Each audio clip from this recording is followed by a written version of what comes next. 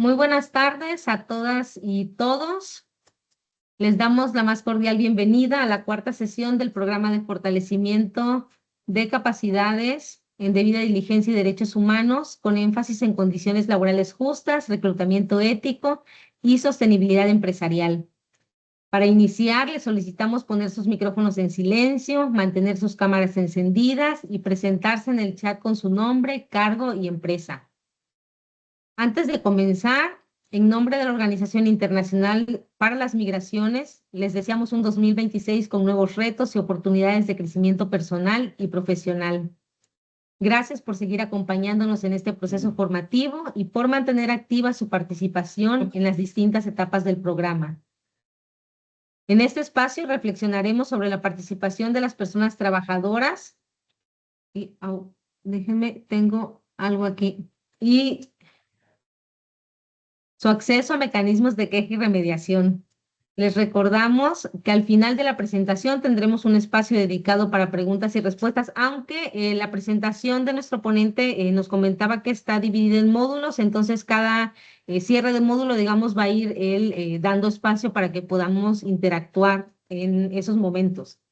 Los invitamos a escribir sus preguntas en el chat durante la sesión para que pues al final puedan, o al cierre de cada módulo, pueda nuestro ponente responderlas. Quisiera agradecer a nuestro invitado de hoy, al doctor Humberto Cantú, por hacernos un espacio, considerando que está en otro uso horario. A continuación, vamos a presentarlo. Angélica, no sé si quieras tener alguna intervención. No, adelante, José Ana, comencemos. A continuación voy a leer un pequeño resumen de la extensa experiencia de nuestro ponente. Humberto Cantú es profesor titular de la Escuela de Derecho y Ciencias Sociales de la Universidad de Monterrey y director del Instituto de Derechos Humanos y Empresas. Es doctor en Derecho por la Universidad de París, dirige la Academia Latinoamericana de Derechos Humanos y Empresas y es miembro del comité editorial del Business and Human Rights Journal y de una revista en Francia, de la Universidad de París. Ha sido investigador visitante en Bonavero Institute of Human Rights de la Universidad de Oxford y de la Universidad de Jurisprudencia de la Universidad de Rosario, y profesor invitado en universidades de Brasil, Alemania y Francia. Ha asesorado a gobiernos en América Latina, empresas, asociaciones empresariales y organizaciones internacionales en la temática de derechos humanos y empresas, participado como experto en diversos procesos de construcción normativa y de políticas a nivel internacional, regional y nacional, incluyendo su experiencia como asesor experto de la Delegación de México desde 2015 en la negociación del Tratado Internacional sobre Empresas y Derechos Humanos de la ONU. Ha fungido como perito en la materia ante la Corte Interamericana de Derechos Humanos en diferentes casos y cuenta con una amplia producción académica en la materia, incluyendo varios libros sobre derechos humanos y empresas. Damos la bienvenida al doctor Humberto Cantú y le cedo la palabra. Voy a compartir su presentación en este momento. Muchas gracias, Josiana. Gracias, Belén, Angélica. Buenas tardes a todas y todos. Me da mucho gusto acompañarles y me da mucho gusto también formar parte de esta iniciativa muy interesante de la OIM y de IEM Progress. Creo que es una muy buena oportunidad para empezar el año en este ya casi cierre del primer mes, para hablar de un tema que, aunque ha estado en algún nivel de turbulencia política, sobre todo en los últimos meses, creo que poco a poco vamos viendo cómo se va aclarando el panorama y que plantea también nuevos y confirmados retos o desafíos para las empresas para integrar esta perspectiva de derechos humanos. Estuve revisando el programa que tienen en este curso y veía que fue hace prácticamente 4 meses que fue la sesión inaugural en donde hablaron de los conceptos, sobre todo del proceso de debida diligencia. Pude ver los materiales también. Y justamente en atención a eso, creo que puede ser un buen momento, en este momento justamente, abordar no solamente lo que ya anunciaron mis colegas sobre el enfoque principal, que son mecanismos de reclamación y participación, particularmente desde el ámbito de personas trabajadoras, sino también a grandes rasgos qué es la debida diligencia en derechos humanos. Y con ese fin, si podemos pasar a la siguiente lámina, por favor, voy a enfocarme en básicamente 4 rubros el día de hoy, 3 rubros en particular. Más en una introducción en la que vamos a ver muy brevemente pues, esos instrumentos internacionales, por qué surge el concepto de debida diligencia y por qué surge con mayor énfasis la importancia de los mecanismos de reclamación. Voy a tratar de abordar en unos 45, 50 minutos más o menos 3 grandes aspectos. Número 1, la teoría y la práctica de la debida diligencia en derechos humanos. ¿Qué dicen los instrumentos internacionales que son? ¿Y qué les puedo contar, al menos desde mi práctica profesional, trabajando con empresas en diferentes partes del mundo, lo que implica llevar a cabo un proceso de esa naturaleza? En segundo lugar, vamos a ver también el elemento central, que me parece un elemento distintivo de la debida diligencia, que es el diálogo con partes interesadas o grupos de interés. Y en tercer lugar, vamos a cerrar con un énfasis en 2 elementos. La reclamación, como un procedimiento que debe estar presente en las empresas para atender cualquier preocupación o queja que haya, y la reparación, que es, a final de cuentas, parte de los derechos humanos internacionalmente reconocidos. Como ya les comentaba Joseana, mi intención es que después de cada módulo, no en el primero, pero a partir del segundo, podamos hacer una pausa breve para ir abordando dudas, comentarios que haya sobre ese segmento. De esa forma vamos a poder mantener un poco más claro el hilo conductor de esta presentación. Entonces, quisiera comenzar con la introducción en la siguiente lámina y básicamente explicar y recordarles, aunque ya lo conocieron muy bien, de dónde viene toda esta discusión sobre debida diligencia, ¿no?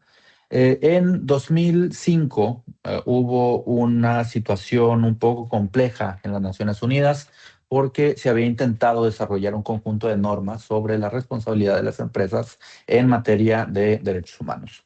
Lamentablemente, por diferentes cuestiones, principalmente en la formulación del documento, en ese momento, en 2005, no se logró un acuerdo sobre cuál sería la ruta a seguir cuando era cada vez más evidente que las empresas tenían un involucramiento con el tema de derechos humanos y un involucramiento que en muchas ocasiones generaba impactos adversos, ¿no? No era un tema muy claro, pero eso generó una situación que llevó a la Comisión de Derechos Humanos en ese momento a pedir al secretario general de la ONU que nombrara un experto para desarrollar un instrumento que aclarara un poco el panorama sobre la relación entre empresas y derechos humanos.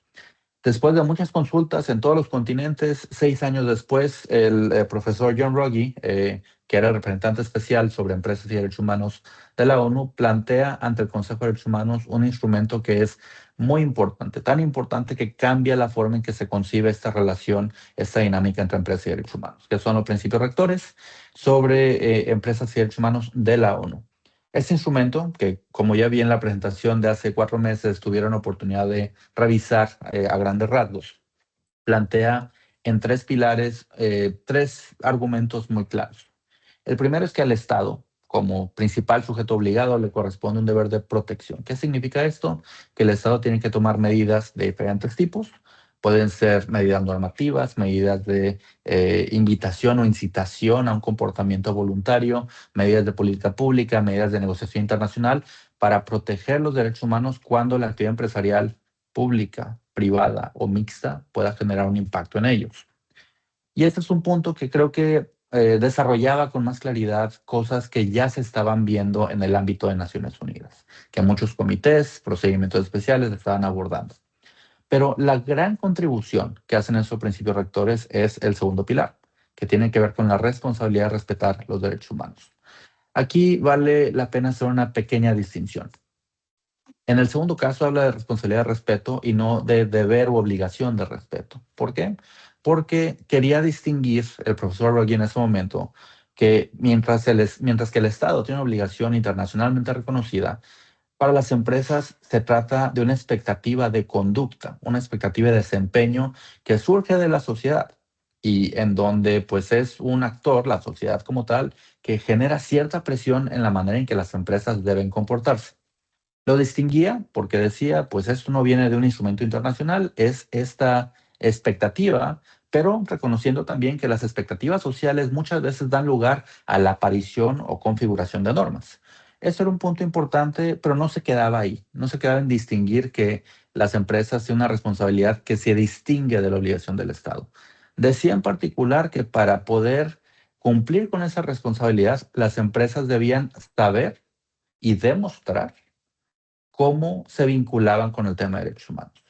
¿Qué significa esto? No solamente tener una política, que es obviamente un primer paso muy importante, sino tener procesos de gestión de riesgos que le permitan a la empresa identificar y poder tomar medidas respecto a sus propias actividades, pero también la de sus socios comerciales para prevenir impactos adversos a derechos humanos. El enfoque aquí es la prevención, aunque recordando o reconociendo más bien que puede haber situaciones o instancias en las que por la naturaleza del tipo de actividad económica la prevención no sea posible y que más bien se tengan que tomar medidas de mitigación o incluso en ciertos casos de reparación.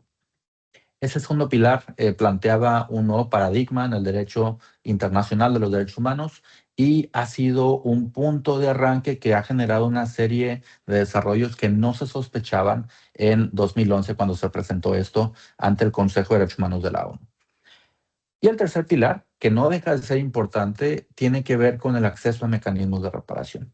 ¿Qué significa esto? Significa que se reconoció que aunque el Estado tome todas las medidas posibles para proteger los derechos humanos en el contexto de la actividad empresarial, que aunque las empresas puedan tener los procesos más sofisticados y todo el presupuesto del mundo para prevenir los impactos, habrá situaciones en las que no sea posible prevenirlos en su eh, en su entera dimensión. Y eso generaría la necesidad para ambos actores, empresas y estados, de garantizar que las personas afectadas tengan acceso a estos mecanismos de reparación. Hay diferentes tipos, no vamos a entrar con mucho detalle en todos ellos, pero sí quería resaltar, como veremos también más adelante, que hablamos en particular de mecanismos de reparación que en muchos casos pueden proveer las empresas directamente, ¿no? Que pueden crear y gestionar incluso en algunos casos para facilitar el acceso a ese tipo de medidas. Es un tema que también, como veremos un poco más adelante, no es tan sencillo como parece, tiene algunos grados de complejidad.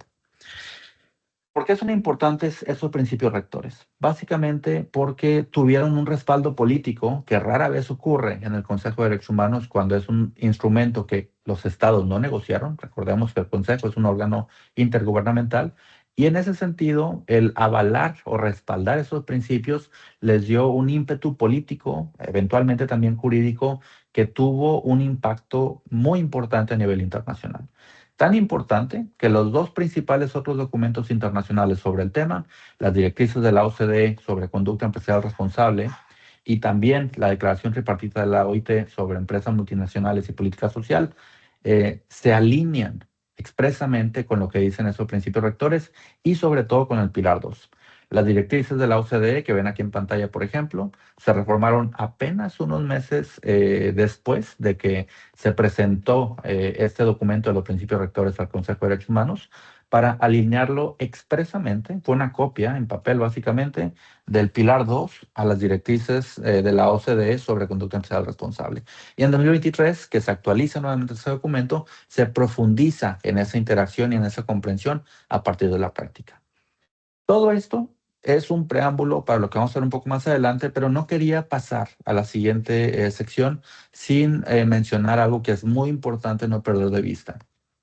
Hablar de vía diligencia, este proceso para saber y demostrar las medidas que la empresa toma para prevenir los impactos adversos o hacerles frente, no es lo mismo que hablar de compliance.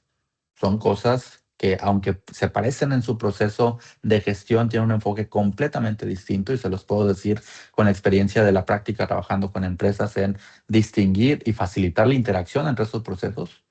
Pero sobre todo, y ese es un tema que está muy de moda todavía en América Latina, aunque creo que va perdiendo un poco de vigencia en otras partes del mundo, no es lo mismo hablar de vía diligencia que hablar de ESG, ni es lo mismo hablar de derechos humanos y empresas que hablar de ESG.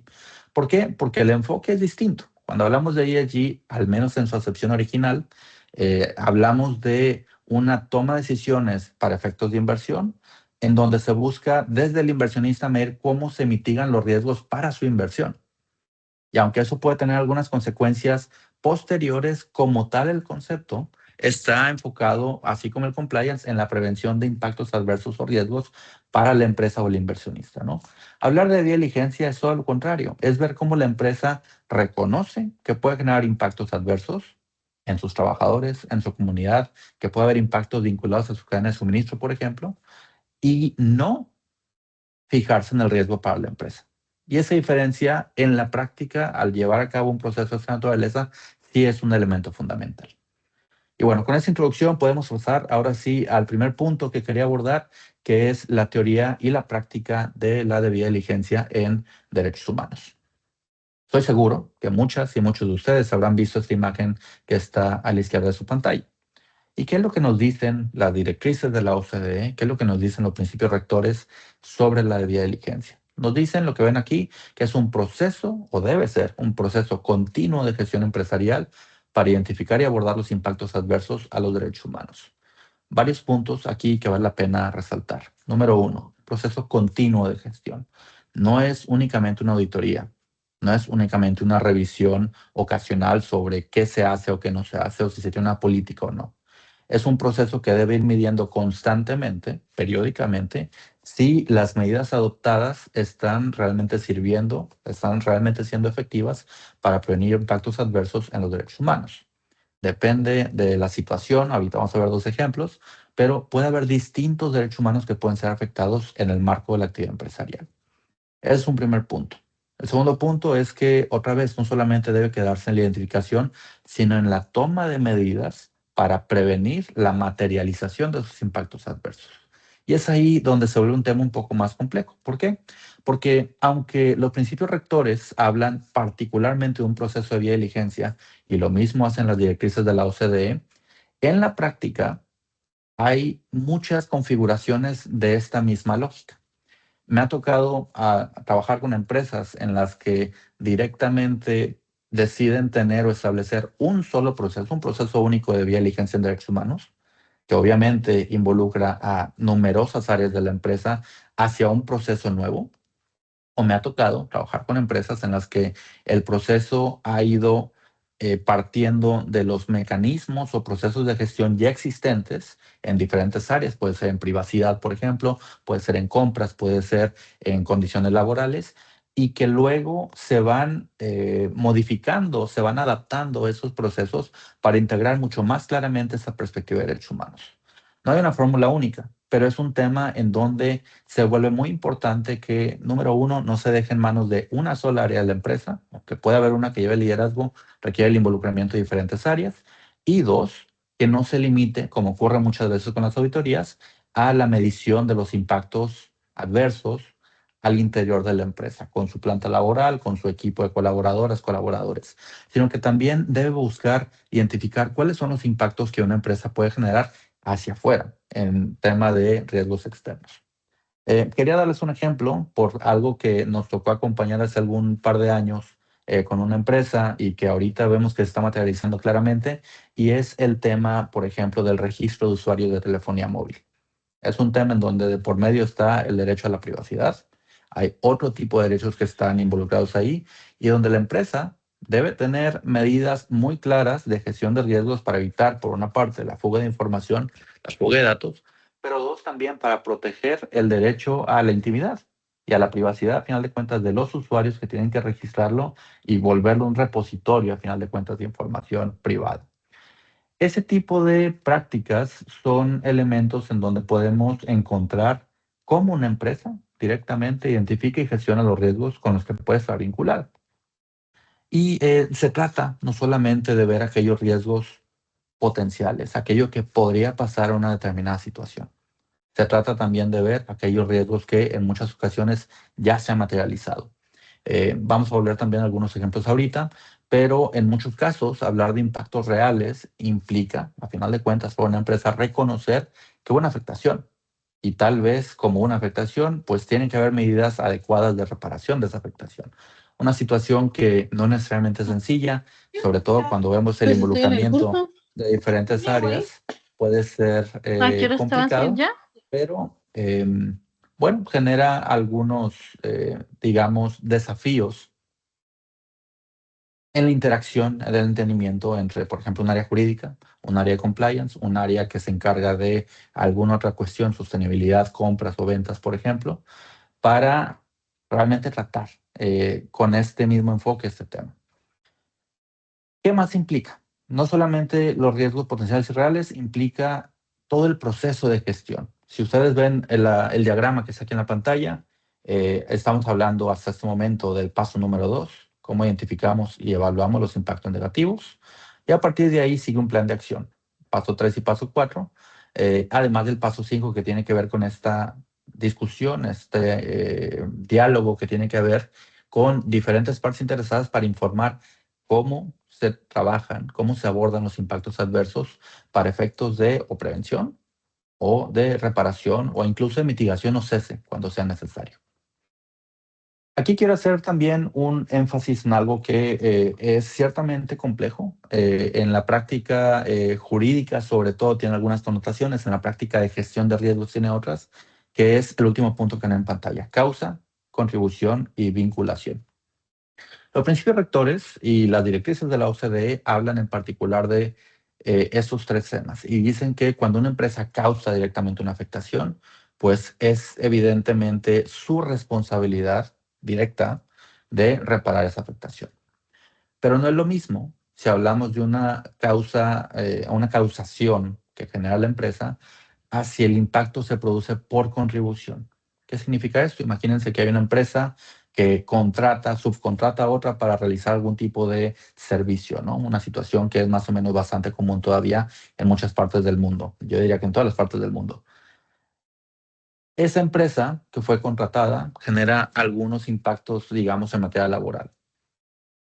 Y el problema es que la empresa principal, la empresa contratante en este caso, eh, o debió haber tenido conocimiento que era un riesgo o se dio cuenta que podía estar generándose una afectación, por ejemplo, la falta de pago de cotización de seguridad social o la falta de cubrimiento de pagos de horas extra, por ejemplo.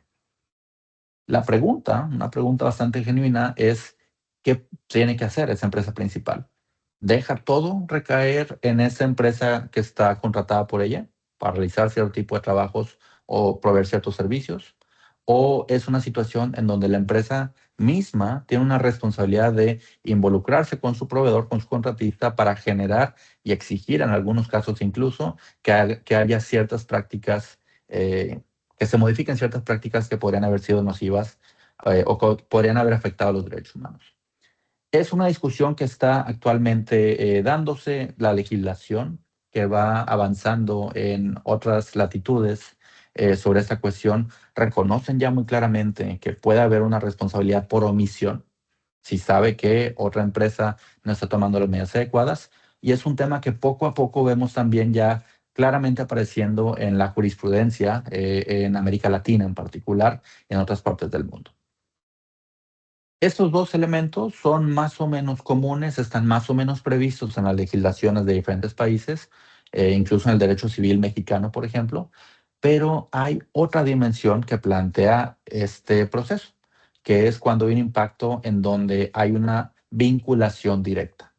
¿Qué significa esto? Imagínense que es una empresa que está basada como en mi ciudad de origen, en Monterrey, y que tiene proveedores en su cadena de suministro, una cadena muy amplia, muy diversa, en diferentes ubicaciones geográficas, pero donde una entidad que está 10, 15 eslabones más abajo en su cadena de suministro, genera una afectación a cierto tipo de derechos. Por poner un ejemplo muy común en el sector agroindustrial, en temas de trabajo infantil, por ejemplo, donde en la cosecha de café pues hay participación de familias, hay participación de niñas y niños, adolescentes, y eso pues es contrario en principio a los marcos jurídicos, ¿no?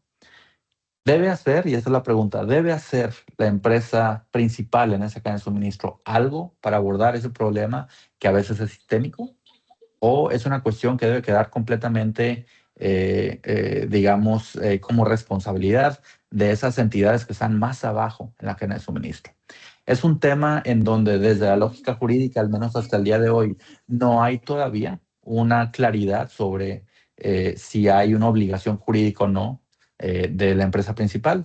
La lectura que muchas y muchos tenemos es que jurídicamente no, pero desde la lógica de gestión y desde la lógica de esos principios rectores, dice que tiene que tomar las medidas viables para tratar de generar mejores prácticas en la cadena de suministro. Es un tema que evidentemente no es sencillo, que requiere una decisión muy clara desde la alta dirección de la empresa, que requiere recursos, evidentemente, para abordar esto, pero en donde vamos viendo buenos ejemplos de prácticas que se van dando en diferentes ambientes y con diferentes empresas. Es un tema de mejora continua, que es una cuestión evidentemente pues importante en este ámbito. A grandes rasgos, hablar de teoría y práctica implica pues reconocer qué significa poner en práctica ese tipo de ejercicios, pero pasemos a la siguiente, por favor, para tratar de profundizar un poquito más en esta cuestión. Ya les decía hace unos momentos que hablar de la práctica de la debida diligencia en una empresa de tamaño mediano, una empresa grande, una empresa que opera a nivel global, por ejemplo, o regional, implica necesariamente que no sea una sola área de la empresa la que lo lleve a cabo. Y les quiero dar un ejemplo. Hace algunos meses, en el mes, si no me equivoco, de julio del año pasado, con mi equipo estábamos de trabajo de campo en el centro de México, justamente, con una de las empresas con las que colaboramos, y nos habían pedido como resultado de una evaluación de impacto en derechos humanos 8 meses antes, hacer un entrenamiento especial para todas las áreas de la empresa, en el lugar donde estaba una operación en particular, pero no solamente para ellos, para todos los contratistas y todos los proveedores de diferentes áreas que la empresa tenía en esa localidad. Fue muy interesante ver ese ejercicio porque, primero que nada, había que reconocer que no toda la gente que iba a estar en la mesa iba a tener el mismo conocimiento sobre qué implican los derechos humanos, qué implican los procesos de gestión con este enfoque. Entonces, había que empezar desde ese primer momento, ¿no? ¿Cómo explicamos qué significa llevar a cabo esto y qué significan, a final de cuentas, también los derechos humanos? Aunque en muchas ocasiones se pregunta y todo el mundo parece saber y dice, afirma saber que tienen claridad sobre qué son.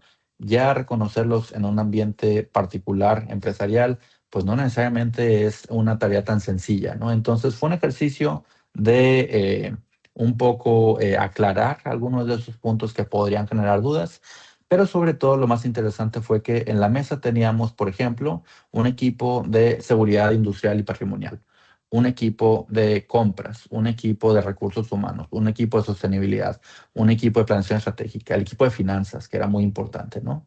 Y todas las áreas de la empresa estaban presentes, además de contratistas y algunos otros proveedores. Y lo enriquecedor de esto fue ver cómo cada área de la empresa iba identificando cómo desde su área puede haber cierto tipo de afectaciones a derechos humanos. Y también reconocer a veces que para poder actuar en cierta manera para prevenir o para mitigar los impactos, había que necesariamente involucrar a otra área de la empresa, ¿no? Usualmente los de finanzas, que son los que facilitan a veces que haya cierto tipo de procesos o que pueden limitarlo por restricciones presupuestales, además de otras áreas. Fue un proceso interesante porque al final de 2 días de trabajo, con casos reales, con casos prácticos, mucha de la gente que tenía muy poco contacto con ese tipo de cosas terminaba diciendo, al menos con esto entiendo específicamente de qué se trata cuando la empresa nos pone en la pantalla que tenemos que impulsar una cultura de derechos humanos. Ya sé qué significa, al menos para mi área, y entiendo más o menos qué significa para otras áreas, ¿no? Entendían también en algunos casos cómo tenía que trabajarse con proveedores, con contratistas para poner en práctica ese tipo de elementos. Y pues es, a final de cuentas, una invitación para reconocer cómo los derechos humanos están presentes en todas las áreas de la empresa. Todas las áreas pueden generar afectaciones. A veces son de naturaleza laboral, a veces son de otra naturaleza. Y es ahí donde la empresa tiene que poder identificar esos posibles riesgos y también tomar medidas para hacerles frente, ya sea a través de la prevención, a través de la mitigación, del cese o en su caso de la reparación. Con esto creo que podemos pasar a un primer bloque de preguntas en caso de que haya por el momento y ahorita continuamos con la siguiente parte.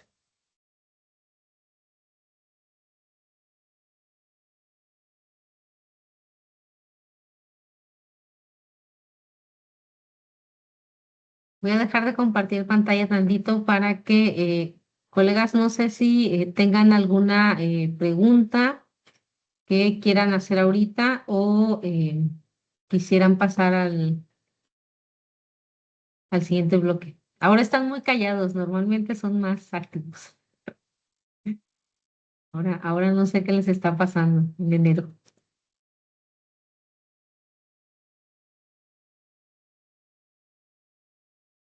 Muy bien, si no podemos continuar con la siguiente parte y seguramente en el siguiente bloque puede haber ya algún otro tipo de preguntas. Ok, voy a volver a compartir. Ah, ah. Gracias.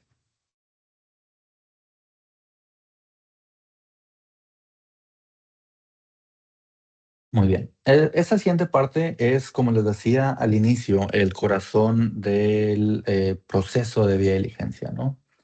Cuando hablamos de vía de diligencia, uno de los factores en donde hay una diferencia fundamental frente al compliance, por ejemplo, anticorrupción o otro tipo de prácticas similares, es que se basa en el diálogo con partes interesadas. eh, y esto implica pues diferentes cosas, ¿no? Implica reconocer que en algunos casos puede haber una afectación, implica reconocer que aunque no se haya materializado la afectación, puede haber una preocupación genuina que dé origen a cierto tipo de medidas para, si no se tiene que corregir algo, al menos para comunicar qué se está haciendo al respecto, entre otras cuestiones. Y cuando hablamos en particular del ámbito laboral, que yo sé que es el enfoque principal de este espacio, de este taller o estos talleres. Esta parte del diálogo es una esencia fundamental de las relaciones laborales, ¿no? Si hablamos del tema de libertad de asociación y negociación colectiva, es fundamental el diálogo. Para eso es la negociación colectiva, para generar diálogo entre los factores de producción. Si hablamos de la definición de las condiciones laborales por medio de la negociación, a final de cuentas también se trata de un proceso de diálogo. Pero lo mismo pasa cuando hablamos de todos los demás derechos humanos. Y es justamente a eso a lo que me voy a enfocar ahora. Como ya les decía, el diálogo con las partes interesadas es la piedra angular de la vía de diligencia, ¿no? Si no hay diálogo, si es únicamente un ejercicio en el que desde un escritorio en alguna parte del mundo se hace un análisis con base en fuentes secundarias en particular, difícilmente va a lograr capturar lo que es la realidad que vive una comunidad o una persona o un grupo de personas, ¿no? Es a través de ese ejercicio de comunicación que realmente podemos identificar de qué se trata, hablar en la práctica de la debida diligencia. Y se trata de un ejercicio, este ejercicio de diálogo, que debe permitir o debería llevar, si se hace correctamente, a poder identificar específicamente aquellos impactos adversos que puedan materializarse o se hayan materializado, número uno. Número dos, puede facilitar e incluso reforzar el relacionamiento con partes interesadas, un elemento fundamental, por ejemplo, para aquellos que trabajan en el área de industrias extractivas, si fuera el caso aquí, pues saben que el tema de licencia social es un tema que tiene décadas estando presente, ¿no? Se trata justamente de esa relación con las comunidades que están en el territorio donde se extraen recursos. Pero también, y eso es donde creo que hay un gran valor agregado, es que este ejercicio permite lograr dos cosas. Número uno, una atención temprana de alguna preocupación o algún impacto que se ha materializado y, en su caso, permitir también a la empresa directamente brindar reparación. No es necesariamente un ejercicio sencillo, se trata, como les decía, de reconocer que puede haber un impacto adverso causado por la empresa, pero sí es parte de un ejercicio que tiene que darse progresivamente para cumplir no solamente con estándares internacionales, sino también cada vez más, y me ha tocado ya verlo en muchos casos, con exigencias contractuales, exigencias del mercado como tal. Con esto, si podemos pasar a la siguiente lámina, por favor. Yo quería compartirles además una breve anécdota. En este mismo ejercicio que les decía en el centro de México, hace ya un par de años, con mi equipo tuvimos la oportunidad de hacer una evaluación de impacto en derechos humanos a nivel de proyecto. Hemos hecho ya varias evaluaciones con este mismo empresa. Han sido en varias partes del mundo, en varias partes, sobre todo de América Latina, varias en México, algunas en Sudamérica. Y lo interesante fue que, como pueden ver aquí, pues se trataba de un proyecto de infraestructura. Era un proyecto en el que sabíamos que por el trazo de la vía, pues podía haber diferentes afectaciones. Simplemente como anécdota también, hace unos 6, 7 meses estaba dando un curso en Italia, un curso de verano, Y puse esta imagen en pantalla y le pregunté al público, a la audiencia, si pensaban que esto era desarrollo o no. Al unísono, todos me dijeron que para nada era desarrollo, que era una devastación ambiental y demás. Pero en realidad les decía, ese es el desarrollo, es el costo en muchas ocasiones del desarrollo. Y les decía, no se imaginan ustedes que Roma en algún momento estuvo exactamente igual así. Pero todo requiere de cierto tipo de sacrificios, a final de cuentas, cierto tipo de afectaciones que son inherentes a veces a cierto tipo de proyectos.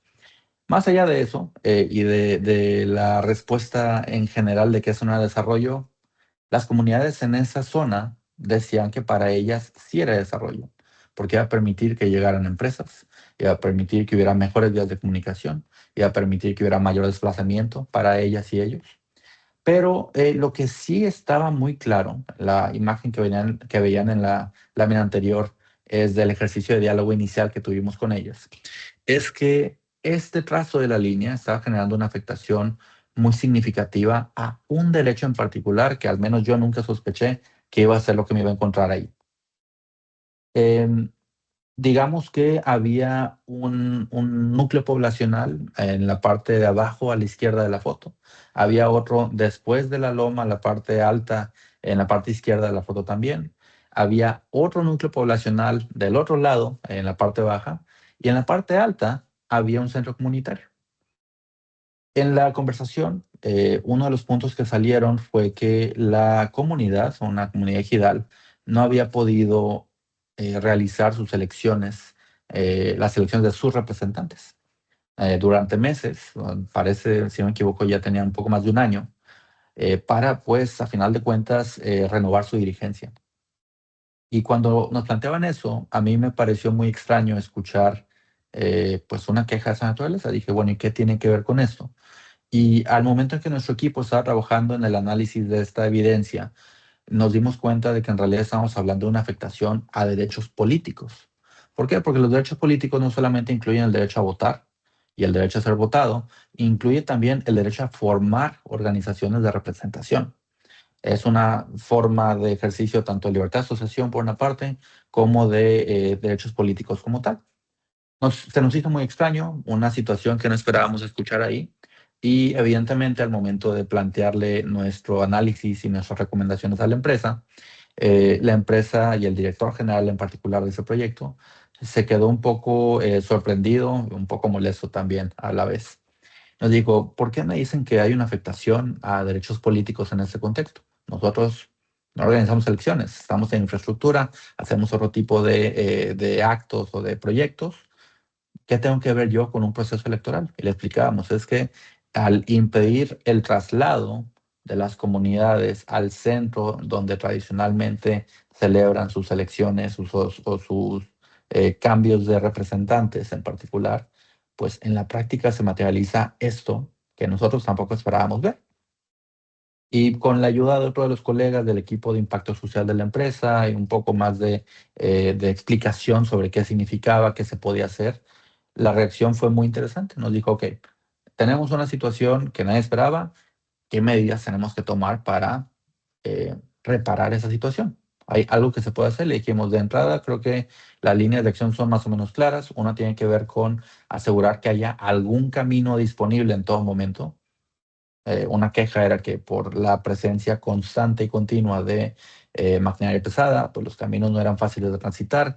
El hecho de tener que tomar rutas alternas, pues hacía que fuera un camino mucho más largo de lo que están acostumbradas o acostumbrados. Y pues eso podía generar también ciertos riesgos para su salud, para, bueno, otro tipo de situaciones, ¿no?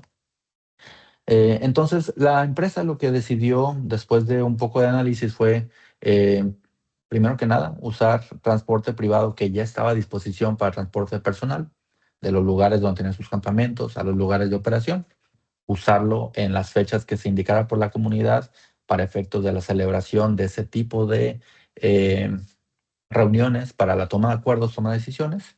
Y dos, también asegurar, como les decía ahorita, que hubiera vías transitables, que eso tenía además implicaciones para otras cuestiones, incluyendo el tema de que hubiera agua potable disponible todo el tiempo, no afectación de cierto tipo de parcelas donde había cultivos, entre otras cuestiones, ¿no? ¿A qué voy con esto? ¿Por qué les doy este ejemplo o esta anécdota? Básicamente es porque fue a través del diálogo, de escuchar lo que las personas que estaban en esa reunión nos querían expresar, que pudimos identificar un impacto que tal vez a nivel individual no era necesariamente muy significativo, pero a nivel colectivo, reconociendo y recordando que hay derechos colectivos, sí era un impacto que tenía pues una afectación por lo menos medianamente seria para la forma en que esa comunidad desarrollaba sus propias actividades y tomaba sus propias decisiones, ¿no? Y además de eso, de la importancia del diálogo, pues permite también ver justo lo que les trataba de explicar en la lámina anterior. Ese tipo de procesos sirven para identificar situaciones que no estaban previstas y que podrían generar un impacto significativo en los derechos de las personas, pero también como mecanismo de reacción rápida. ¿Qué significa tomar conocimiento de esto? Significa tener la posibilidad de identificar qué medidas pueden ser útiles para mitigar el impacto, para cesar el impacto o bien para reparar ese impacto.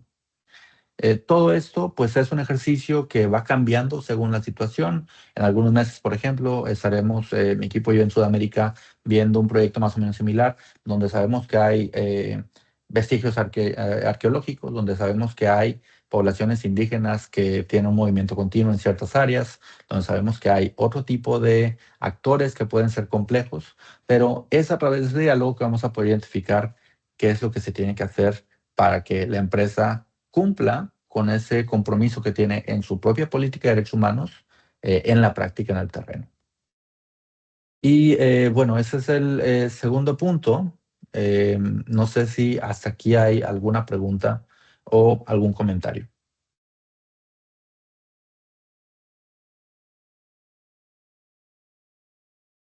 Angélica, no sé si tú me puedas ayudar a ver si hay algún comentario porque yo no. Sí, no tenemos ninguna pregunta en el chat, pero es, bueno, si alguien desea abrir su micrófono, es un buen momento para hacerlo. Y si no, también tienen la sección de P y R, donde pueden comenzar a escribir sus preguntas. Josafat, él tiene una participación. Adelante, Josafat. Sí, hola, buenas tardes a todos. Buenas tardes, doctor. Una preguntota. Oye, si no tienes miedo a que te den unos catorrazos ahí con en este tipo de diálogos y escenarios, digo, o sea, te puedes enfrentar a gente pues de todo tipo, ¿no? O sea, no creo que sea nada fácil querer o pretender iniciar un diálogo con potencial afectación, ¿no? O sea, ¿no te has enfrentado a algún tipo de reto tú o tu equipo de trabajo? Exactamente no, pero tuvimos conocimiento y mucho trabajo con un equipo de impacto social que estaba trabajando en terreno desde varios años atrás, y sí supimos de situaciones en donde hubo incluso algunos riesgos mayores para ciertas personas de la organización, ¿no? Nadie es exento de eso y justamente nos preguntaban en las reuniones de capacitación que, bueno, ¿y qué hacía la empresa? O sea, ¿cómo hacíamos para proteger también a los colaboradores? Y les decíamos que pues son situaciones distintas. Una es la empresa y el impacto que ella genera, y la otra que tiene que ver a final de cuentas con la manera de proteger a su propio personal, sus propios activos también, no solamente en términos del capital humano, sino el capital físico como tal, patrimonial. Entonces, sí nos tocó conocer de por lo menos 3 o 4 casos bastante delicados en donde, por una parte, el diálogo sirvió para reducir las tensiones, y en otros casos donde hubo incluso que solicitar pues, participación de seguridad pública para bajar un poco la situación. Pero sí, nadie es exento de eso, particularmente en nuestros contextos. Bien, gracias.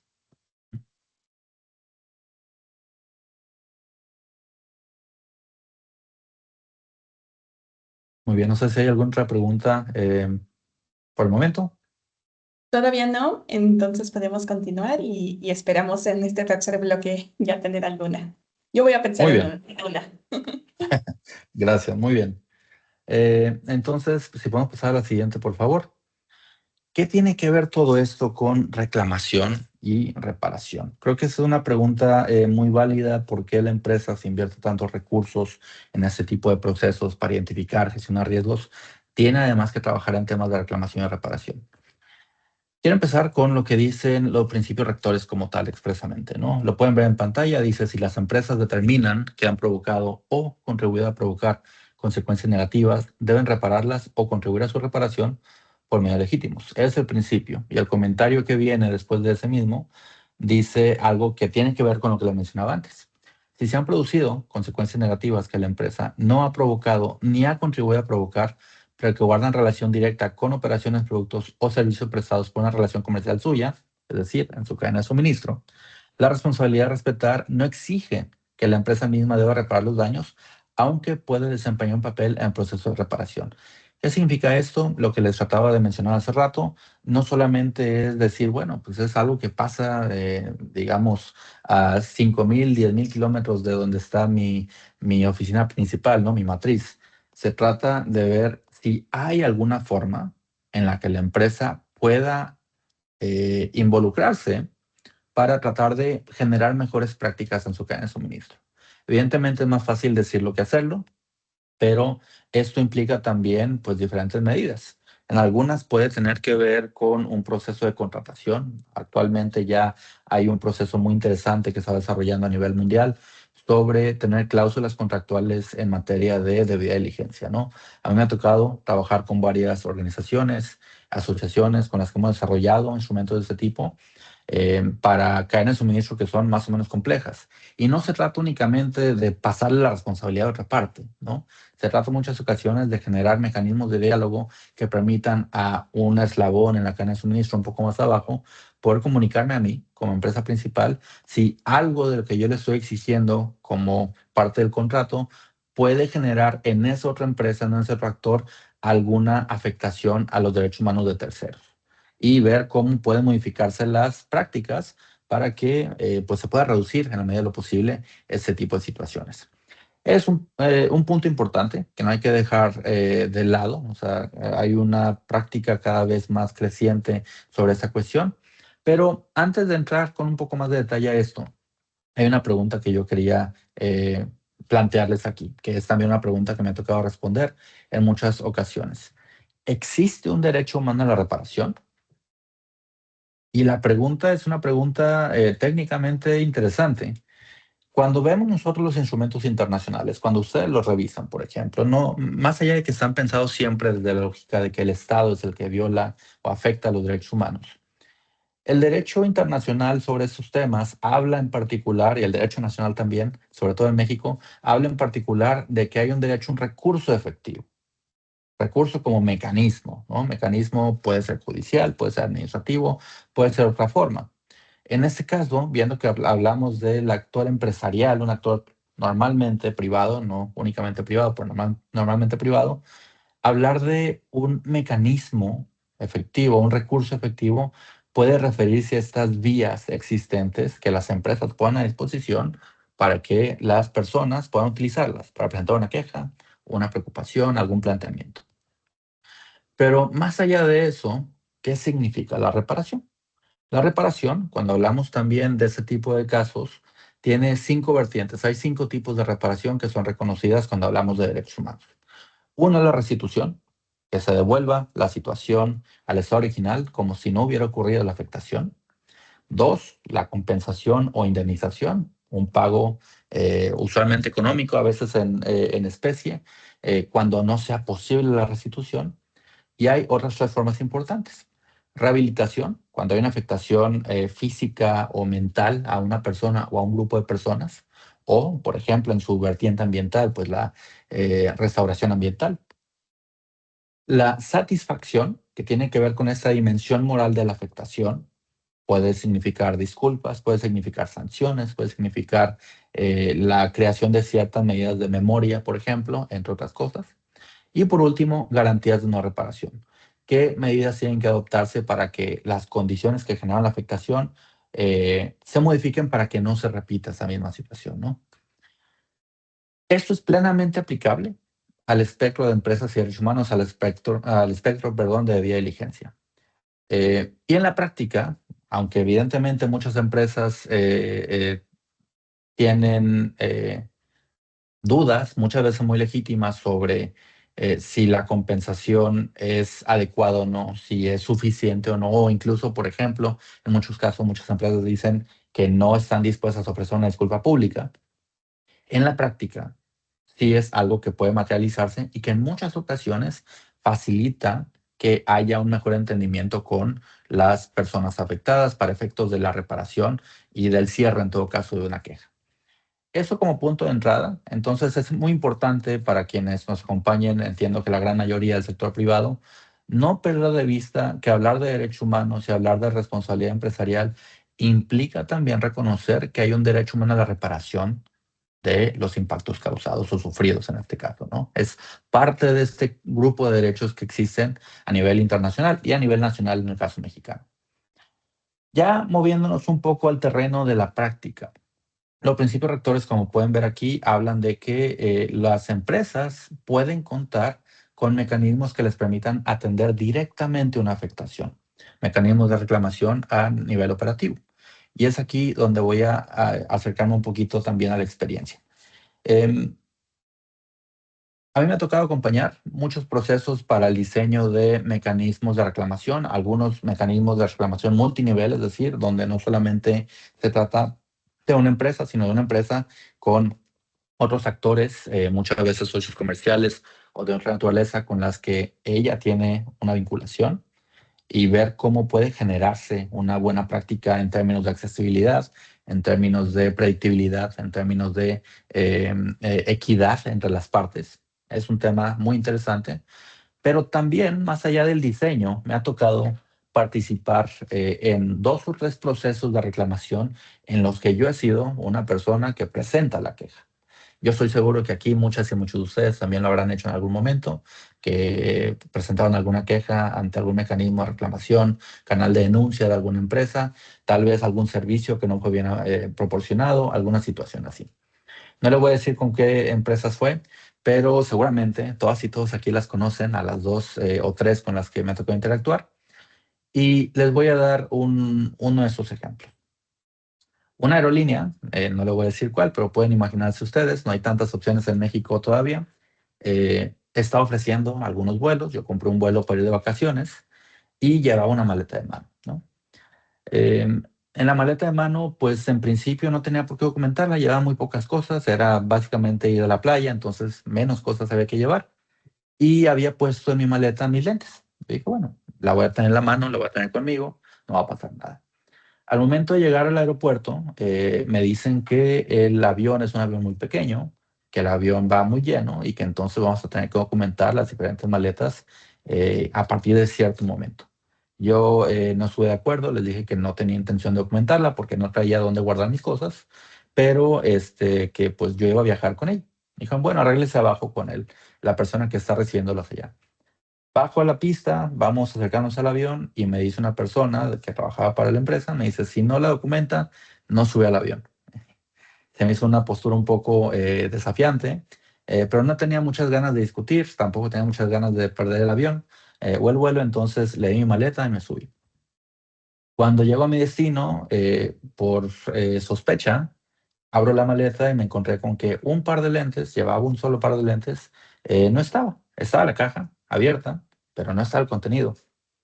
Y evidentemente me molestó, reclamé a la empresa, me dijo, no, presento una denuncia. Dije, presentó una denuncia que iba a ser otras 3, 4 horas seguramente.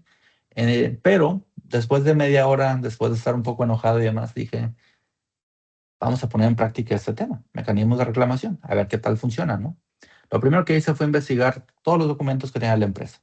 Resulta que la empresa tiene una declaración de derechos humanos, declaración de principios de derechos humanos, si no me equivoco, y decía que reconocía y respetaba todos los derechos humanos reconocidos en la Declaración Universal de Derechos Humanos. La Declaración Universal, en el principio, en el artículo 21, perdón, habla del derecho a la propiedad. Entonces dije, excelente, me da una oportunidad muy interesante para verlo con la empresa y ver si su mecanismo de reclamación realmente funciona. Para estos efectos, la política no hablaba para nada de los principios rectores, no hablaba de un mecanismo de reclamación como tal, decía que simplemente respetaban y protegían todos los derechos humanos. Presento una queja en el mecanismo de denuncia de la empresa y me escriben muy atentamente, muchas gracias, vamos a revisar su caso y demás.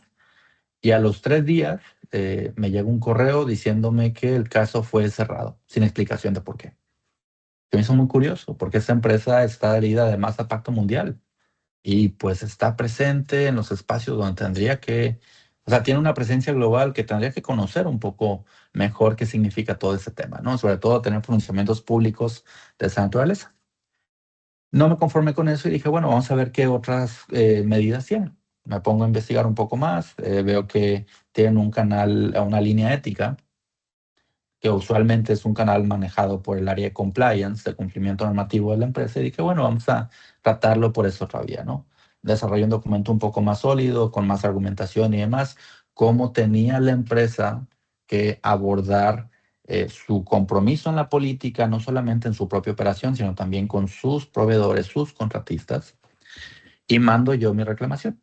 Igual que en el primer ejercicio, recibo un correo de acuse de recibo, y también a los 3 días recibo un correo diciendo que la queja fue revisada por el área encargada y que fue desechada porque no tenía sustento. Más allá del valor de los lentes y más allá de todo esto, a mí me quedó claro una cosa, y es que muchas veces, muchas empresas, no digo que todas, evidentemente, conozco y trabajo con muchas que sí tienen mecanismos que funcionan, pero muchas tienen mecanismos que o son tercerizados por actores que no tienen conocimiento de qué significa este enfoque de derechos humanos, o son meras fachadas para aparentar que tienen cierto tipo de prácticas, pero no le dan el valor real o el peso real que tiene conforme a estos nuevos desarrollos internacionales, ¿no? Todo esto me lleva a un punto, y lo vamos a ver en la siguiente lámina, que es qué significa que un mecanismo de reclamación esté plenamente alineado a los estándares o prácticas internacionales. Y aquí lo pueden ver un poco más abajo. Voy a empezar por la última línea en esta lámina. El primer punto es que, según los principios rectores, hay ciertas características que un mecanismo de reclamación debe tener para que pueda ser adecuado, pertinente, para atender una queja en temas de derechos humanos.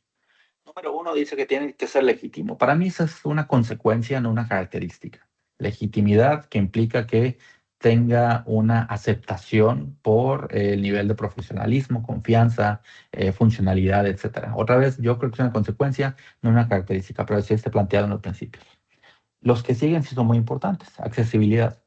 ¿Qué significa la accesibilidad? Significa que pueda yo enviar un mensaje en X o en LinkedIn, en cualquier plataforma, y que hay un canal que esté abierto, que pueda enviar un correo electrónico, que pueda hacer una llamada de teléfono, que pueda incluso reportarle ante un gerente. En muchos casos, con los que hemos trabajado, por el tipo de condiciones de la operación, por ejemplo, es importante y necesario llevarlo ante un gerente que está en la zona, ¿no? Que está en la tierra junto con el resto de trabajadores. Y esa parte, pues, habla de accesibilidad. Cuando hablamos de cadenas transnacionales de valor, por ejemplo, pues el tema del idioma es un tema importante. El tema de cómo pensar en mecanismos que puedan estar disponibles más allá de medios electrónicos es también muy significativo. Eso es la accesibilidad, es un tema que obviamente demanda, pues, un trabajo importante. Que sea predecible.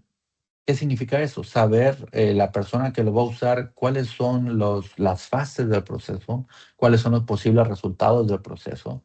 En el ejemplo que yo les decía, por ejemplo, no tenía yo ni idea de cuánto tiempo iba a tardar en recibir una respuesta. Fue muy rápido, fue muy ágil, 3 días para decirme que no. Pero bueno, es ese tipo de cuestiones que tienen que estar previstas en los documentos fundacionales de ese tipo de mecanismos, que deben ser públicos, evidentemente. Equitativo significa básicamente que cuando hay una persona que va a hacer un mecanismo, sobre todo en cierto tipo de circunstancias, si una persona no tiene mucho conocimiento sobre cuestiones jurídicas, cuestiones de procedimiento y demás, tiene que haber algún nivel de apoyo para facilitar que tenga las mismas condiciones que quien está operando el mecanismo como tal. Transparencia, que haya comunicación constante sobre el estado de la queja, sobre el tratamiento de la queja y demás. Compatibilidad con derechos es un tema también muy significativo. En muchas ocasiones, en algunos casos al menos, me ha tocado escuchar o ver que cuando una persona accede a un mecanismo de una empresa, pues es obviamente un paso importante, pero la empresa le dice, si entras aquí, ya no puede presentar una queja ante una instancia administrativa, ¿no? O ante una instancia judicial. Es una práctica que lamentablemente existe, pero eso no es compatible con el derecho a acceso a la justicia, por ejemplo. Pueden ser mecanismos alternos. Siguiente es que debe ser una fuente de aprendizaje continuo. Yo les decía que creo que es una fuente de retroalimentación, de análisis, de saber dónde puede haber cierto tipo de problemas. Por ejemplo, en uno de los casos que atendimos hace unos meses también, nos decían es que hemos recibido un número de quejas en los últimos, no sé, 2 años sobre cierto tipo de cuestiones laborales, sobre cierto tipo de prácticas, por ejemplo, de acoso laboral. Bueno, ¿qué trato se le dio? No, pues se investigó, pero no hubo ninguna conclusión. La pregunta era, bueno, si hubo ese número de quejas, se vio cuál era el origen de la queja. Más allá del tratamiento de la queja individual, ¿dónde estaba la fuente del problema, no? ¿Hay algo que se puede hacer para corregirlo? Y en algunos casos encontramos que sí, que había ciertas medidas que se podían tomar para esos efectos. Algunas de comunicación, algunas que podrían implicar sanciones, por ejemplo, pero es una fuente que debe permitir eso y sobre todo tienen que ser basados en participación y diálogo. Otra vez, no se trata únicamente de que sea un ejercicio de confrontación, se trata de que pueda ser un ejercicio que llegue a una conciliación, una mediación en la medida de lo posible, ¿no? Habrá cierto tipo de afectaciones que puedan ser mucho más aptas para una mediación y conciliación que otras. Por ejemplo, el tema de mi propia experiencia que les compartía, yo con mucho gusto hubiera llegado a un diálogo mientras hubiera habido diálogo, ¿no? Pero no hubo. Fue un tema donde se volvió confrontacional de cierta manera y que no deja una buena experiencia para el usuario de este tipo de mecanismos. Aquí es muy importante, y eso también es algo que creo que vale la pena reconocer, entender que en muchos casos, muchas de las quejas pueden partir de percepciones. Algunos colegas hablan de impactos percibidos más que impactos reales potenciales, independientemente de cómo se clasifique o de la importancia que se le dé a la percepción o no, más allá de la materialidad de la afectación. Lo que es significativo, me parece, es que no se deje de lado únicamente porque es una percepción. Puede ser un tema de comunicación. Algunas y algunos seguramente habrán visto, por ejemplo, algunos de los comentarios que ha habido recientemente en torno a la remodelación del Estadio Azteca para efectos del Mundial. Bueno, a mí me parece que hay una medida que se puede tomar ahí de comunicación mucho más efectiva de hace varios años. Si no se ha hecho, pues eso genera que haya esa percepción de que puede haber una afectación, a pesar de que pueda haber cierto tipo de medidas ya adoptadas para mitigarla o prevenirla incluso. Y además de esto, más allá de la existencia del mecanismo, tiene que quedar muy claro que el mecanismo tiene que tener una función, dos funciones, perdón, de resolución de la queja, y la resolución tiene que estar pensada en términos de reparar la afectación. En muchos casos encontramos que como estos mecanismos surgen a partir de la lucha contra la corrupción, el enfoque es un enfoque más sancionador. Sanciono a la persona que genera este impacto.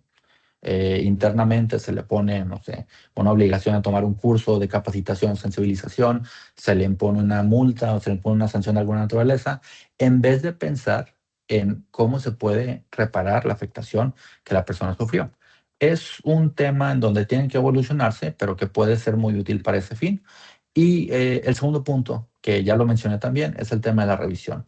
A partir del conocimiento o la evaluación sistemática, si se quiere, del grupo de quejas que se reciban en un periodo determinado, digamos en 6 meses, en un año, podemos ir identificando dónde puede haber oportunidades de mejora en la gestión de ese tipo de impactos desde el origen.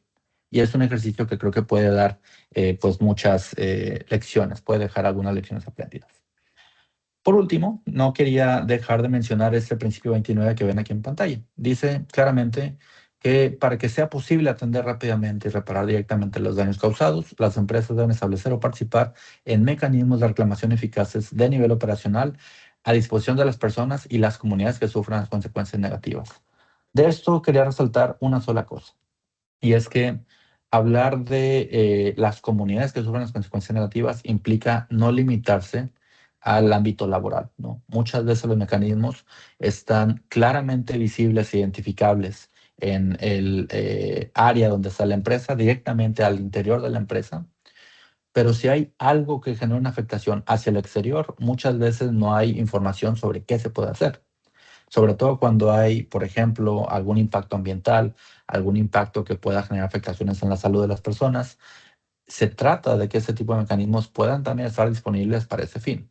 Y aunque no necesariamente es sencillo, porque puede abrir la puerta a mucho tipo de quejas, pues sí es algo en donde se va cada vez más, creo que claramente avanzando para exigir que es una buena práctica que se implemente, incluso por vía normativa y en muchos casos también por vía contractual.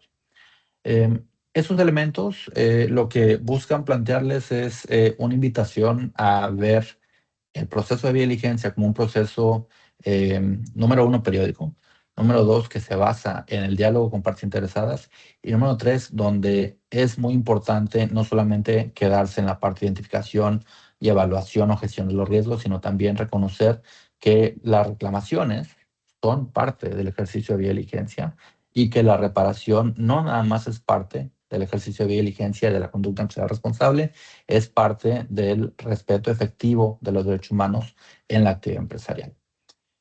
Con eso yo quisiera terminar. En la siguiente lámina están mis datos de contacto. Si alguien tiene cualquier duda, cualquier consulta que tengan, con mucho gusto estoy junto con mi equipo a disposición de ustedes. Y pues tenemos aquí todavía unos minutos para preguntas, comentarios que puedan haber. Muchas gracias.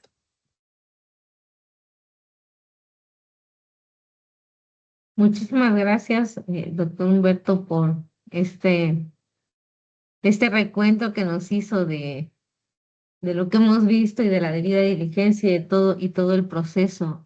Tenemos algunas preguntas aquí, me parece. Dice, Tenemos una en el chat. sí, justo quiero leerla, pero no sé si lo con mi Teams. Si quieres Yo te la puedo ayudo, leer. Adriana. Sí. Ah, Ok. Directo. oh, Dice, en cuestión de resolución dentro de comunidades, la reparación tiene que ser unánime y que todos los grupos y personas estén satisfechas, o solo con que la mayoría está satisfecha, o cómo lo haces. Bueno, va a depender mucho de cada caso, ¿no? Podrá haber, por ejemplo, una queja común sobre que no hubo una consulta previa. Es una situación que es muy factible en muchas ocasiones, y tal vez, como ese es un derecho colectivo, ese puede ser abordado con una medida específica. Pero si dentro de un grupo hay diferentes tipos de quejas, algunos, por ejemplo, que son planteados por afectaciones específicas para mujeres, o alguna para personas mayores, personas adultas mayores, por ejemplo, o donde hay algún tipo de afectación a una persona por alguna situación y a otro grupo por otra cuestión, pues habrá que darle un trato diferenciado a cada una de ellas. Va a depender mucho de cada situación, y también tal vez de si el derecho que está siendo afectado es colectivo o individual en cada caso. Entonces habría que revisarlo.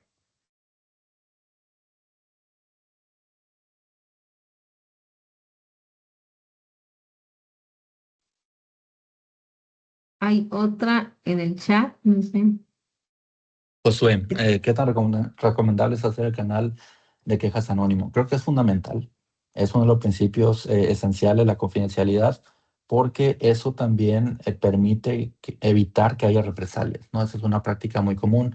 Cuando hablamos de temas anticorrupción, por ejemplo, es un tema que está muy claramente identificado en las prácticas, en las buenas prácticas de ese ámbito. La protección a informantes, por ejemplo, también es un tema muy importante. En nuestra experiencia, en un caso hace un par de años, nos tocó que una de las quejas principales que había era que una persona, por ejemplo, presentaba una queja por acoso sexual o por acoso laboral incluso. Y decía, el problema que yo tengo es que pues ya no tengo ganas de presentar ni yo ni nadie quejas, porque todo el mundo sabe quién es la que la presentó y todo el mundo sabe quién es la persona acusada.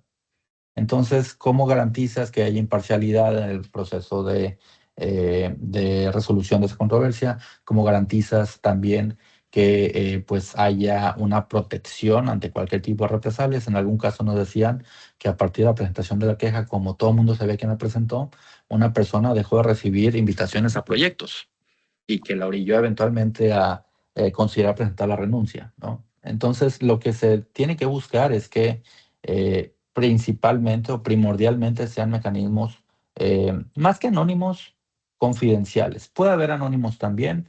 Ciertamente, cuando es anónimo exclusivamente, pues se dificulta más dar una respuesta directa a la persona que está presentando la queja, ¿no? Va a depender. En un caso, hace algunos meses que me tocó atender, estaba presentando una denuncia anónima por afectaciones al medio ambiente. Básicamente, una empresa proveedora estaba dejando la basura en un área común, en un área verde, y pues nunca supimos quién era la persona que lo estaba presentando. No impidió que se tomaran medidas, no impidió que se le pidiera a la empresa contratista que abordara ese tema directamente, que entregara informes periódicos de qué otras medidas iba a hacer para efectos de reciclaje incluso, pero depende mucho de cada caso, ¿no? Entonces, el anonimato, en algunos casos, yo creo que en todos los casos debe ser viable, pero reconociendo que dependiendo del tipo de queja que sea, pues va a ser más o menos recomendable tener acceso a la información de quién lo está presentando. Yo tengo una que dice, ¿cómo pueden las empresas vincular los mecanismos de queja y remediación con un sistema de con sus sistemas de monitoreo, evaluación y mejora continua, de manera que no se queden como en la atención de casos aislados, sino que la información que de ahí salga, pues sirva para generar aprendizajes y para fortalecer justamente el proceso de debida diligencia, ¿no? Y la sostenibilidad. Bueno, creo que ese es el punto central de todo este ejercicio, ¿no? Hablar de reclamación implica eventualmente que alguien dentro de la empresa, alguien que pueda tener, a final de cuentas, comunicación con las diferentes áreas, incluyendo con las de toma de decisiones, pueda recopilar la información, analizarla, sistematizarla y plantear dónde puede haber cierto tipo de riesgos que se están presentando de forma continua, ¿no? Es lo que explicaba ahorita al final, que lo importante es que esa información entre en un circuito que no se quede únicamente el mecanismo de denuncia o de reclamación o canal ético, sino que suba a las áreas en donde tiene que llegar. Hace algunas semanas estaba trabajando con el Consejo Coordinador Empresarial porque estamos desarrollando, bueno, ellos ya tienen publicado su Código de Buenas Prácticas de Gobierno Corporativo. Es un documento bien interesante que plenamente integra todo lo que vimos hoy. Les recomiendo mucho la lectura, independientemente de si tienen gobierno corporativo o no en su empresa. Yo asumo que muchas sí. Pero sobre todo en una segunda parte que estamos trabajando, que yo creo que va a salir próximamente, veíamos la importancia de que a nivel del Consejo de Administración y de los órganos directivos de la empresa haya conocimiento en particular de la experiencia de los mecanismos de denuncia, ¿no? Porque desde ahí se dan las instrucciones a las áreas directivas, al C-suite, para que baje las instrucciones sobre cómo tiene que trabajarse tal o cual tema. Entonces, es plenamente el enfoque que tiene que haber y muy recomendable seguir el sentido de esa pregunta. Creo que también muy atinada. Muchas gracias. Creo que había otra pregunta en el chat. Josafat, hay un par más, por lo menos. Dos. Josafat, ¿qué tanto avance hay en México en la debida diligencia en comparación con otros países? Depende si hablamos de la práctica, depende si hablamos del marco normativo, ¿no? El marco normativo, lo que tiene en particular en México es que habla materialmente de vía diligencia sin hablar expresamente de vía diligencia, ¿no? Vemos ya en muchas áreas, particularmente el sector extractivo, como es referencia ya al tema de identificación y gestión de riesgos, de comunicación hasta cierto punto también, de planes de acción, mecanismos de denuncia, pero también ahorita en términos laborales es un tema que va creciendo continuamente. Veía que hace algunos días hubo una reforma sobre el tema de igualdad sustantiva, por ejemplo, que plantea de forma indirecta ya muchos de los temas que vimos hoy. Entonces, normativamente hay un avance, tal vez sin decirlo propiamente, pero que está ya generando presión en las empresas. En la parte de normativa, en la parte contractual, también me ha tocado ya conocer de muchos casos donde al ser parte de una cadena de suministro global, pues hay una exigencia de cierto tipo de prácticas. Pero ya en la implementación por parte de las empresas, yo creo que en muchas de las empresas grandes hay por lo menos ya una toma de conciencia. Yo conozco de varias que tienen procesos de vía diligencia en diferentes sectores y que van avanzando más o menos bien.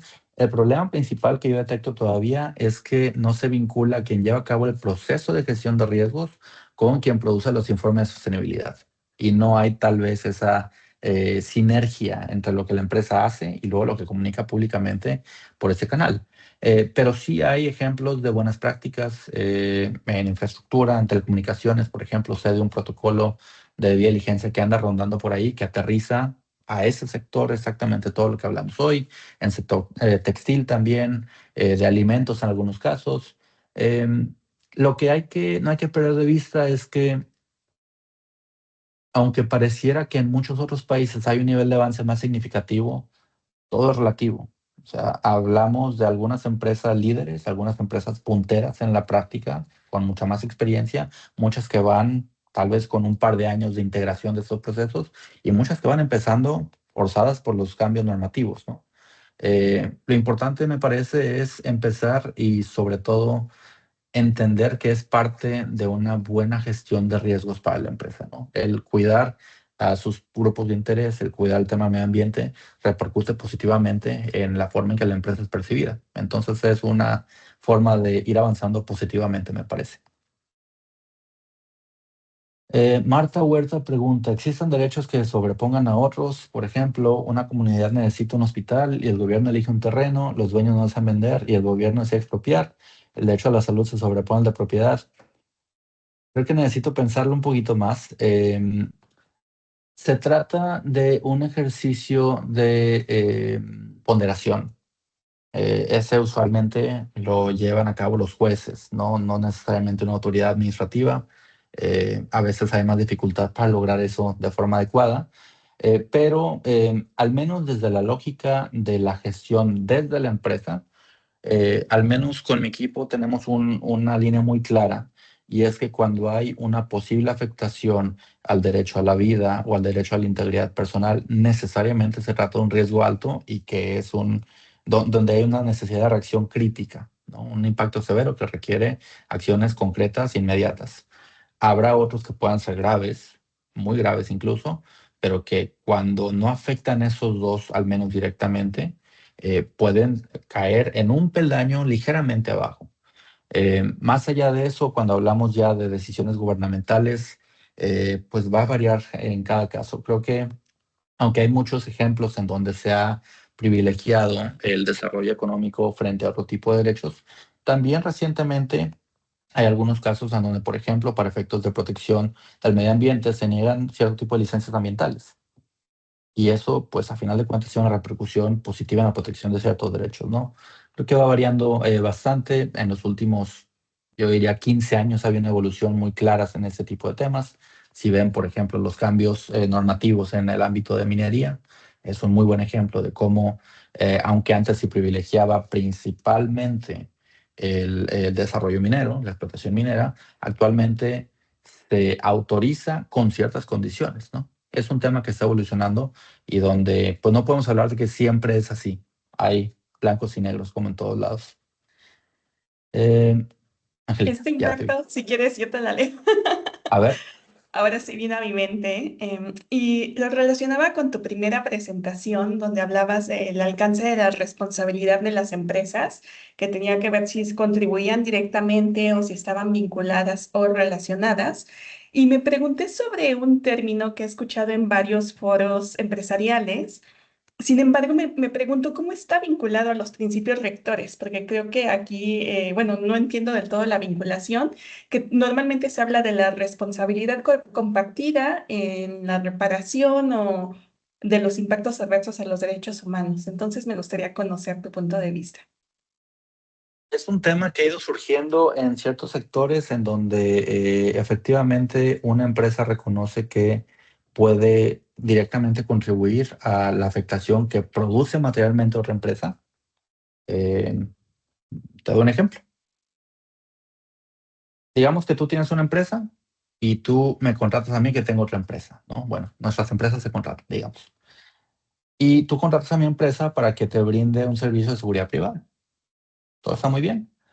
Nada más que en el contrato tú me pides que yo asegure que va a haber guardias 24 horas del día, 7 días de la semana. Y yo tengo un roster de empleados que pues es limitado. Tal vez se podrán dar servicio de 12, 16 horas del día, pero difícilmente podría hacerlo de forma que te dé 24 horas los 7 días de la semana. Eh, la condición de nuestro contrato, del contrato que tú me das a mí, o que tú me exiges a mí cumplir, dice que es 24/7. Yo te digo, tengo esta dificultad.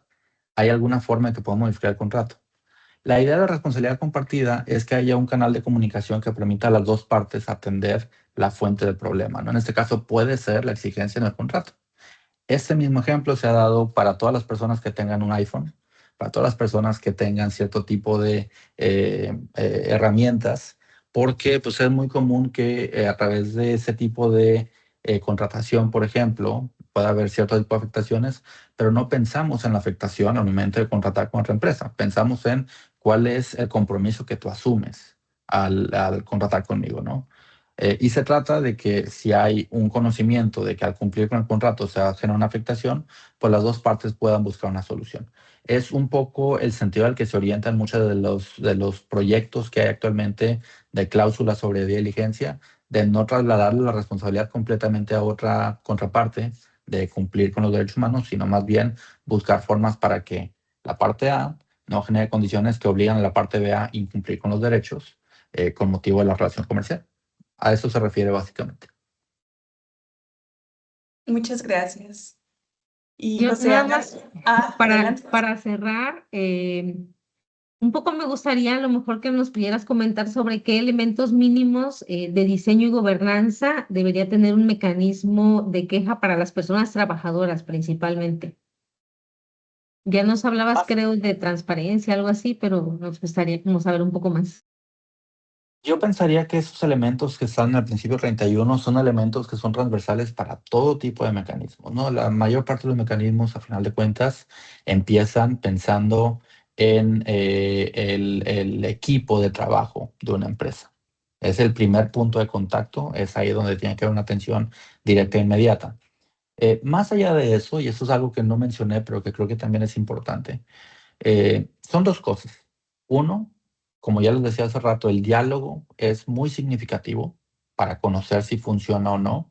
Entonces, la inclusión de este equipo laboral en el diseño y en la prueba tal vez de este mecanismo es muy importante.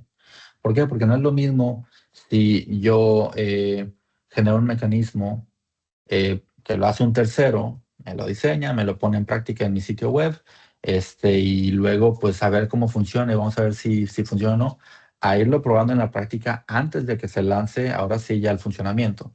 Es un punto muy importante, esa participación del que la persona que finalmente lo va a utilizar.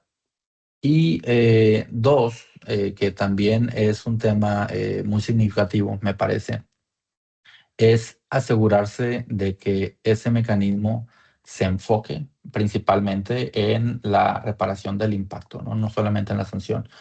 Esos dos puntos, el del diálogo y la prueba tal vez antes de que entre en funcionamiento, son temas muy importantes. Y les quiero cerrar tal vez con un ejemplo muy concreto. En mi universidad, hace algunos 3, 4 años más o menos, se creó un mecanismo de reclamación. Ya existía alguno, pero era un típico buzón de quejas. Llega la gente, deja su cartita y pues, ¿qué va a pasar? No sabemos. Se hizo uno virtual y se contrató, se tercerizó para que una empresa que se dedica principalmente a contabilidad pueda brindar ese servicio, ¿no? Yo lo puse en prueba una vez, no para una queja real, que simplemente quería saber cómo funcionaba. Y la primera impresión que me llevé fue que no entendía por qué un grupo de contadores me estaban tratando de resolver un tema de derechos humanos. Me pareció que no necesariamente había la familiaridad que se requeriría para que fuera realmente efectivo, ¿no? Entonces, es un tema que, por eso les decía la participación de personas que puedan realmente ser usuarias o usuarios, es un tema del diseño, saber que quien lo diseñe conozca cuál es el objetivo de ese mecanismo, ¿no? Muchas veces todavía no es el caso, pero es hacia allá donde tiene que ir un poco la dirección de esta cuestión.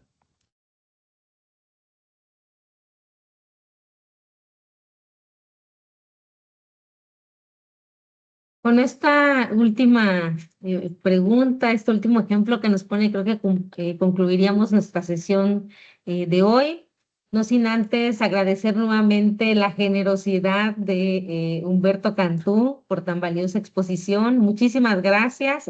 Sabemos que tenías una agenda complicada, la diferencia del uso horario y todo, pero se logró que estuviéramos acá y que tuviéramos esta sesión que ha sido muy enriquecedora. En nombre de la Organización Internacional de las Migraciones y de I Am Progress, te agradecemos el interés de todas y todas y la participación.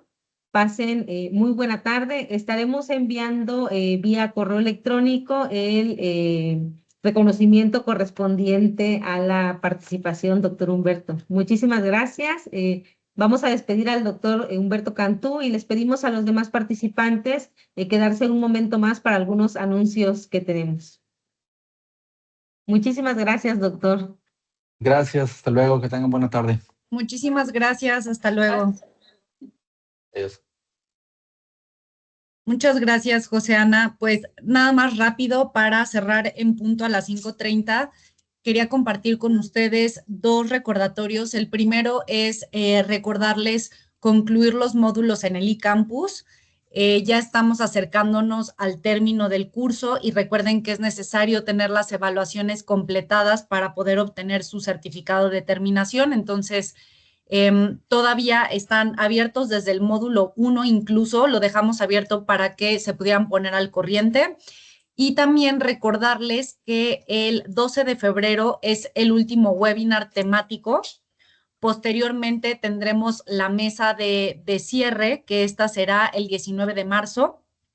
Y con eso concluiríamos el programa. Para que tengan estas 2 fechas pendientes, próximamente les estaremos enviando la liga de registro al último webinar temático de febrero. Y también, por último, invitarlos a participar en los foros y en las preguntas que se realizan en el eCampus para que puedan tener este acompañamiento de su tutora. Y por mi parte sería todo. No sé, Angélica o José Ana, si tuvieran algo más que agregar. Bueno, de mi parte no sé, Angélica.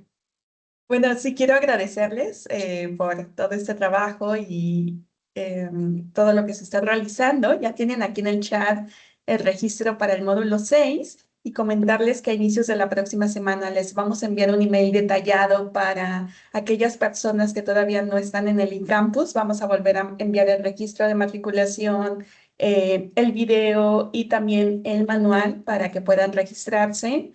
Tendrán para concluirlo hasta el 31 de marzo, entonces todavía hay tiempo, todavía pueden hacerlo y es algo importante también para ustedes, para que sí se lleven este certificado y por ende vamos a enviar el recordatorio por correo electrónico la próxima semana para que tengan todos los detalles de cómo entrar.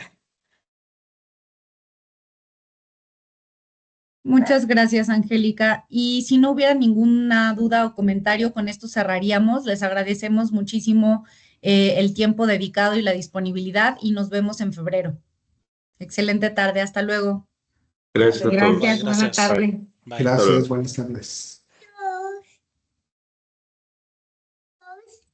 Ah.